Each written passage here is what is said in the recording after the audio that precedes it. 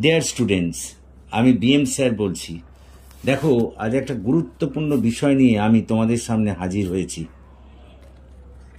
আজ আমি তোমাদের কাছে গীতাঞ্জলি 18 এই কবিতাটির একটি গুরুত্বপূর্ণ প্রশ্ন তোমাদের কাছে উত্তর সহ হাজির করতে চলেছি।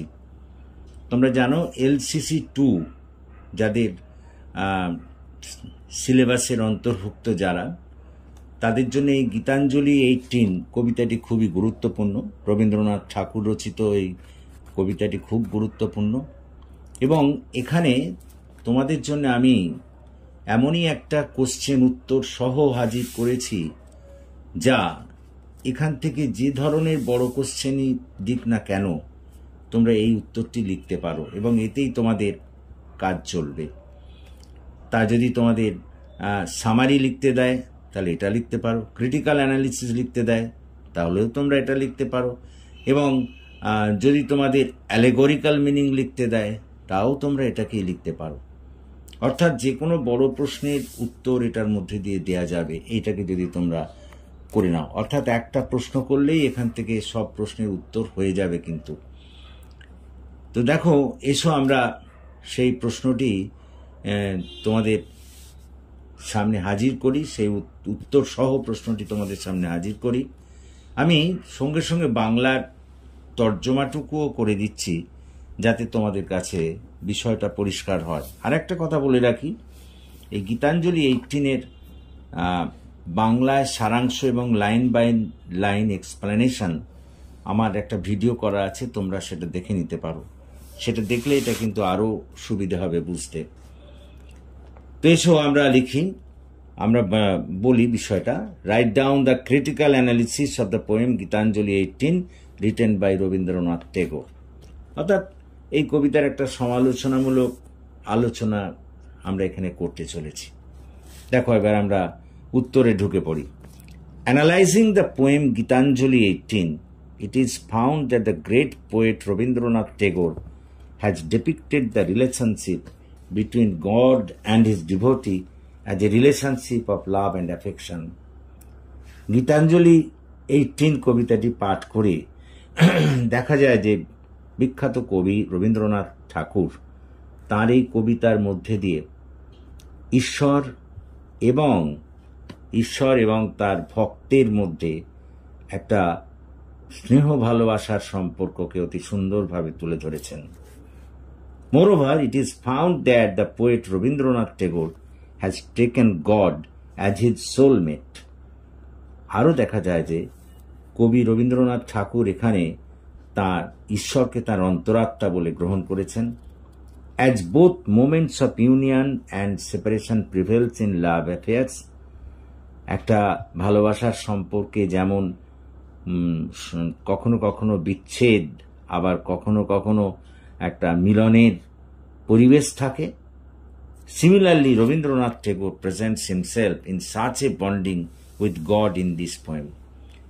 রবীন্দ্রনাথ ঠাকুরও ঠিক সেই প্রেমিক প্রেমিকার মধ্যে বিচ্ছেদ ও মিলনের সম্পর্কটাকে এখানে ঈশ্বরের সঙ্গে তুলনা করেছেন এবং সেই সম্পর্কই তিনি ঈশ্বরের সঙ্গে এখানে তুলে ধরেছেন।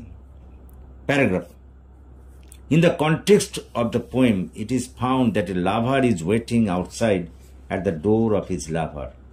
কবিতাটি পাঠ করে দেখা যায় বাহ্যিক দিক দিয়ে যে একজন প্রেমিক, একজন ভালোবাসার জন ঘরের বাইরে তার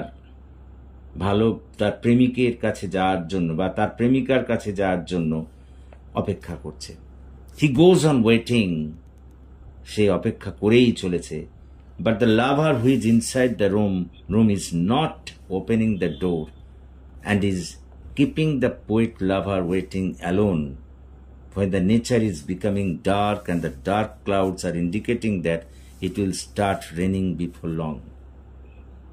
সে অপেক্ষাই করে চলেছে, কিন্তু ভেতর থেকে প্রেমিকা তার দরজা খুলছে না, অথচ বাইরের দিকে প্রকৃতি কালো হয়ে আসছে এবং যে কোনো সময় বৃষ্টি শুরু হতে পারে, খুব শীঘ্রই বৃষ্টি শুরু হতে পারে। The poet is eagerly waiting for the moment when the door will be opened and he will be able to meet with his beloved. কবি খুব আগ্রহের সঙ্গে অপেক্ষা করছেন কখন দরজা খুলবে এবং কখন তিনি গিয়ে তার ভালোবাসার জনের সঙ্গে মিলিত হতে পারবেন। The poet has confessed that he can keep himself busy in works at midday among others.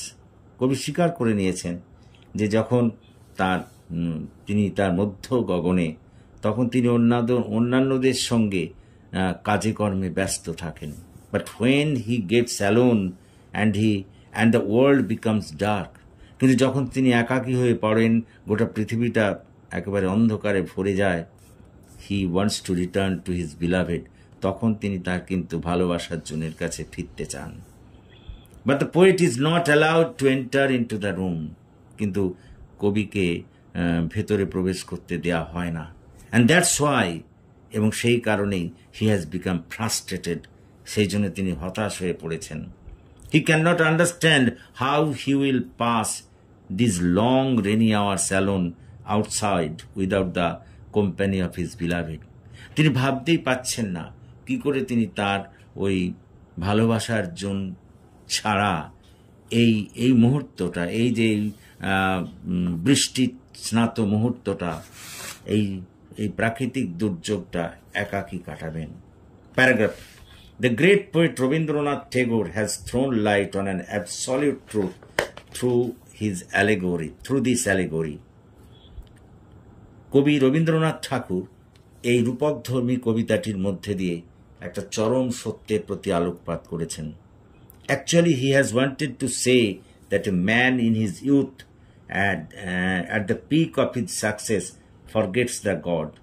এর মধ্যে দিয়ে তিনি বলতে চেয়েছেন, যখন একজন মানুষ তার যৌবন দশায় থাকে এবং তার সাফল্যের চূড়ায় থাকে, তখন কিন্তু সে ঈশ্বরকে ভুলে যায়।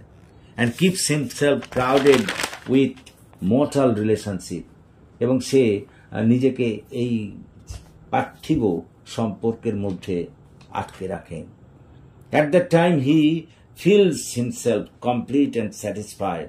এই সময় সে নিজেকে সম্পূর্ণ এবং সন্তুষ্ট, পরিতৃপ্ত বলে মনে করে উইথ দোজ ক্রাউড, ওই সব জনতার সঙ্গে, এই পার্থিব সম্পর্কের সঙ্গে।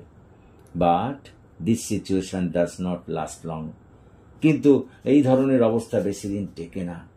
With the passage of time, সময়ের সঙ্গে সঙ্গে হি লুজেস ইউথ, সে তার যৌবন দশা হারায়, অ্যান্ড স্ট্রেংথ, শক্তি হারায়, and naturally the crowd which was with him leave him, এবং যে ভিড় বা যে জনতা তাকে এতক্ষণ ঘিরে ছিল, তারা সবাই তাকে ছেড়ে যায়। And he becomes alone in his old age, বার্ধক্যে সে একাকী হয়ে পড়ে। Then he comes to know that God his only guide, and God is his only guide and companion to pass the long and painful journey of the last stage of his life. তখন সে বুঝতে পারে যে এই বার্ধক্য দশায়, এই কষ্টের এই শেষ বয়সের সময়টায় একমাত্র ঈশ্বরই তার পথনির্দেশক বা সঙ্গী হতে পারে। At that time he makes an earnest plea to God, his soulmate. তখন সে তার অন্তরাত্মা তথা ঈশ্বরের কাছে প্রার্থনা করে, to open the door of his এমানসিপেশন, তার মুক্তির দ্বার বা মুক্তির দরজাটা খুলে দিতে। And he wants to rest under his fit for ever, এবং সে তখন ঈশ্বরের পদতলে চিরকালের জন্যে বিশ্রাম নিতে চায়। প্যারাগ্রাফ: সো ইন কনক্লুশন, সেই কারণে সিদ্ধান্তে, it can be said without any hesitation, দ্বিধা ছাড়া একথা বলা যায় যে, নির্দ্বিধায় একথা বলা যায় যে, that the great poet Rabindranath Tagore has clearly pictured the relationship between the God and his creature. এখানে খুব সুন্দর পরিষ্কারভাবে ঈশ্বর এবং তার সৃষ্ট জীবের সঙ্গে সম্পর্কটাকে তিনি ব্যাখ্যা করেছেন through this allegorical poem very beautifully, এই রূপকধর্মী কবিতার মধ্যে দিয়ে। অর্থাৎ এই রূপকধর্মী কবিতার মধ্যে দিয়ে ঈশ্বর এবং তার সৃষ্ট জীবের সঙ্গে সম্পর্ক তিনি অতি সুন্দরভাবে ব্যাখ্যা করেছেন। দেখো, তাহলে আমরা এই যে কোশ্চেনটা বললাম, এই যে প্রশ্নটা উত্তর সহ বললাম, এই প্রশ্নটা যদি তোমরা ঠিকভাবে করে নাও তাহলে কিন্তু আর অন্য কোনো তোমাকে বড় প্রশ্ন এখান থেকে করতে হবে না, এটাতেই দিয়ে সব কাজ চলবে। সামারি বলো বা সেন্ট্রাল আইডিয়া বলো বা যে কোনো ধরনের প্রশ্ন দিক না কেন, অ্যালেগোরিক্যাল মিনিং বলো, এই সব কিন্তু এই প্রশ্নটার মধ্যে দিয়েই হয়ে যাবে, এটাকে যদি তোমরা করো। তো আশা করি তোমরা বুঝতে পেরেছো, এবং যদি বুঝতে পারো তাহলে প্লিজ তোমরা এই ক্লাসের কথা তোমাদের বন্ধু বান্ধবদের মধ্যে শেয়ার করো এবং তাদেরও এই ক্লাসে যোগদান করতে বলো। এবং তোমরা যারা এখনো আমার এই চ্যানেলটিকে সাবস্ক্রাইব করোনি, প্লিজ সাবস্ক্রাইব মাই চ্যানেল এবং আমাকে এগিয়ে যেতে সাহায্য করো, যাতে আমি আরো বেশি করে তোমাদের কাজে লাগতে পারি। So that's all for this day. So thank you for watching and listening.